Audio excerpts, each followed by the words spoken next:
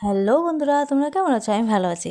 তো এই ভিডিওতে তুমি দেখতে পাচ্ছ আমাদের সুন্দরী, আর সুন্দরীর যে মালিক সে সুন্দরীকে বিছনা করে দিচ্ছে রাত্রেবেলা। তো সারাদিনে যখন আসে রাত্রিবেলা তখন এই আমার ওর বাবা কী করে বিছনাটা এইভাবে করিয়ে দেয়। তখন যে দুষ্টুমি করছিলো, ওর সারা গায়ে পেঁচে গেছিলো, তারপরে এই লাঠি দেখানোর পর চুপচাপ শুয়ে আছে।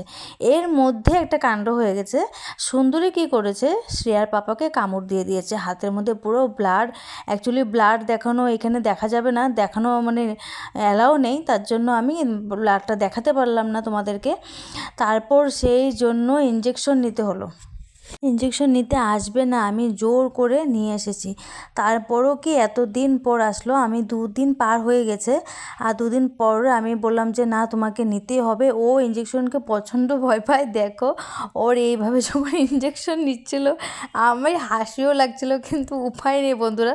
তোমরা ভাববে যে আমি হাসছি কেন, ওর এইসব চেহারা দেখে আমি হাসি পেয়ে যাচ্ছে, তুমি বিশ্বাস করতে পারবে না। কিন্তু ওর উপায় নেই বলো, যতই আমি ঘরে পুষি কিনা, কিন্তু যতই আমি টমিকে ভ্যাকসিন দিই না কেন, কিন্তু মানুষের একটা ভ্যাকসিনের দরকার, তার জন্য ভ্যাকসিনটা দিয়ে দিলাম।